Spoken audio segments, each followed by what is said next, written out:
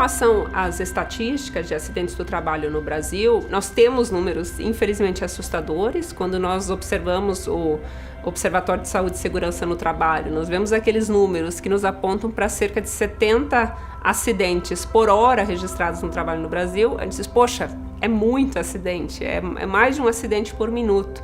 Mas lá estão registrados apenas os acidentes do mercado de trabalho formal. E o outro dobro de informais, de servidores, de estagiários que não estão registrados.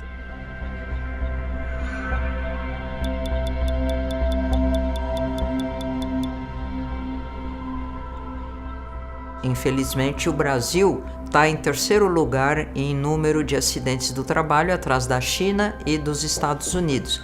Essa posição ainda é muito desconfortável, porque esses acidentes de trabalho geram um custo, não só para a Previdência Social, com o pagamento de inúmeros benefícios, como também para a própria empresa, que vai arcar com valores vultosos de dano moral coletivo.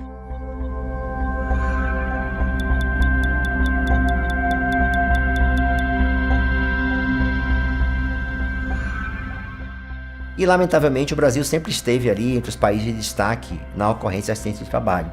Seja no meio rural, seja no meio urbano, nas grandes obras, que muitas vezes a preocupação única é com agilizar o término da obra, conseguir concluí-la num tempo menor possível. Então, a cultura da prevenção, que é o que se busca alcançar com essa ideia de que o bem do trabalho não é apenas o local, a mesa, a sala que a pessoa trabalha, mas todo o complexo de relações com as quais ela lida cotidianamente.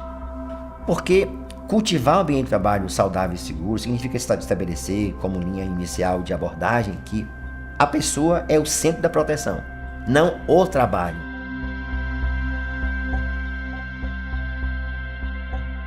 A legislação previdenciária hoje no Brasil é a que define o que é o acidente do trabalho. Esse acidente do trabalho ele vai muito além daquela situação típica em que um trabalhador tem um braço amputado numa máquina, sofre uma queda no ambiente de trabalho, mas envolve também todas as situações de doenças relacionadas ao trabalho, seja as doenças profissionais, que são aquelas que tipicamente acontecem em determinadas profissões, ou aquelas do trabalho, doenças do trabalho, que são aquelas que decorrem especificamente da forma como o trabalho é organizado. E é bom que se diga que o acidente não é obra do acaso.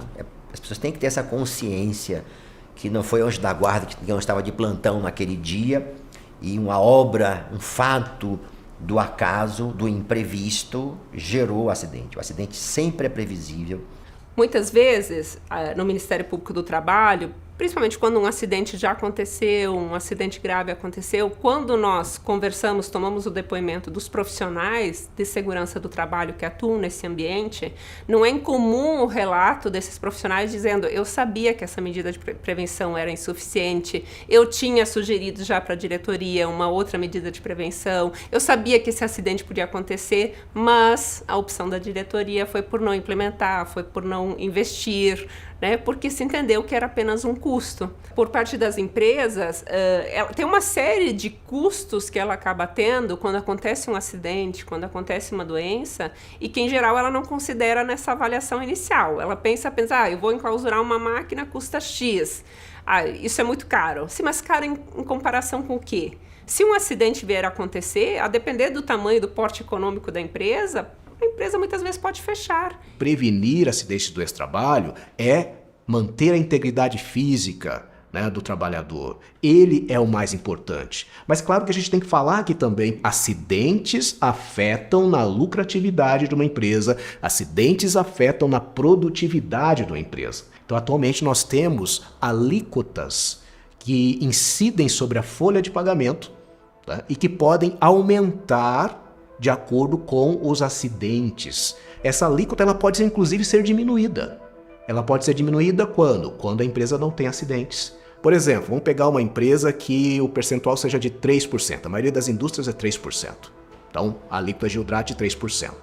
Esse percentual de 3% pode aumentar e pode chegar a 6%, ou seja, dobrar de acordo com os acidentes e doenças do trabalho que a empresa teve nos últimos 2 anos. Sempre é um cálculo dos últimos 2 anos anteriores. Da mesma forma que, se a empresa não teve afastamentos por motivo de acidente ou doença no trabalho, essa alíquota ela pode diminuir pela metade. Então, ao invés de chegar a 6%, que é o dobro dos 3%, pode chegar a 1,5%. E isso pode, dependendo do número de funcionários que uma empresa tem, do número de trabalhadores que uma empresa tem, pesar consideravelmente. A gente está falando aqui, empresas que têm mais de 1.000 funcionários, em milhões de reais recolhidos, tendo que recolher mensalmente para financiar acidentes e doenças no trabalho.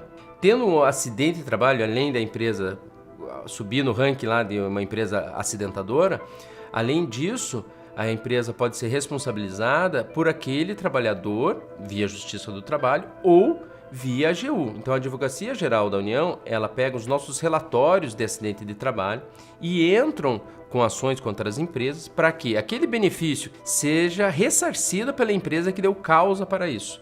E aí, nessa questão, é que a Auditoria Fiscal do Trabalho tem a maior importância. Então, é de prevenir acidentes, prevenir doenças ocupacionais e, prevenindo esse tipo de doenças e esses acidentes, nós temos uma diminuição do passivo para a empresa e também do passivo social. Quando falamos de problemas de acidente, de doenças ocupacionais, nós geramos um problema social, inclusive com redução de produtividade, redução, em muitos casos, do próprio desenvolvimento da economia brasileira.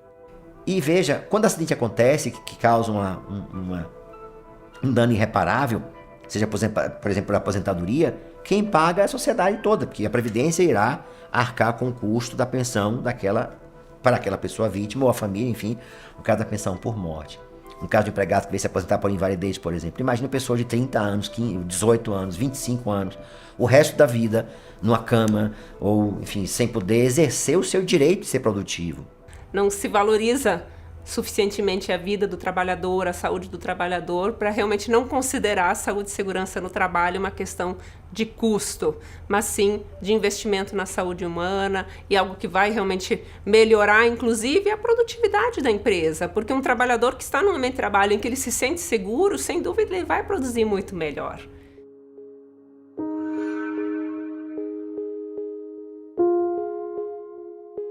A gente percebe que as doenças mentais decorrentes de um ambiente ruim, elas estão se avolumando, aumentando, entendeu? Provocando afastamentos, depressões, são vítimas de assédio porque não cumprem determinadas metas. E isso pode levar até ao suicídio, porque as relações interpessoais são importantíssimas também para que o ambiente seja bom, saudável, que dê vontade de você e a empresa trabalhar e não só a obrigação de sobrevivência. É muito comum nós enfrentarmos na atuação, são as denúncias que envolvem assédio moral e que a solução de um assédio moral não é simplesmente você demitir o assediador. Bom, identificamos aqui o assediador e ele será demitido, está tudo resolvido. Se o ambiente permitiu que uma situação de assédio acontecesse, é porque a organização de trabalho, de alguma forma, permitiu. Então, às vezes, trocar a pessoa não vai fazer com que aquele assédio efetivamente se encerre, porque a organização do trabalho deu abertura para que isso acontecesse. Então não podemos levar essa cultura do menosprezo à condição humana para o ambiente de trabalho. O mundo hoje é diverso, o mundo hoje é plural. Temos que respeitar as individualidades e sermos assim cada vez mais severos no combate ao preconceito estrutural. Nunca esquecer, por exemplo, que o assédio moral, que o assédio sexual, que a violência do trabalho não está traduzida tão somente na violência física. A violência mental é um problema contemporâneo que integra o combate a ela também esse conceito de meio ambiente de trabalho saudável e seguro. O perfil de acidentalidade, quando a gente pega ele em termos etários, a gente verifica que o maior número de acidentes de trabalho acontece no início da vida produtiva, no jovem trabalhador. 18 a 24 anos, nós temos mais de 1.100.000 acidentes registrados nos últimos 10 anos. É onde acontece o maior número de acidentes mesmo. Ou seja, estamos falhando realmente de alguma forma, porque a educação, ela tem o propósito de ser ali a qualificação para o trabalho. Para qual trabalho? E a gente precisa complementar, dizer para o trabalho decente, sustentável, seguro e saudável. Essa é a proposta.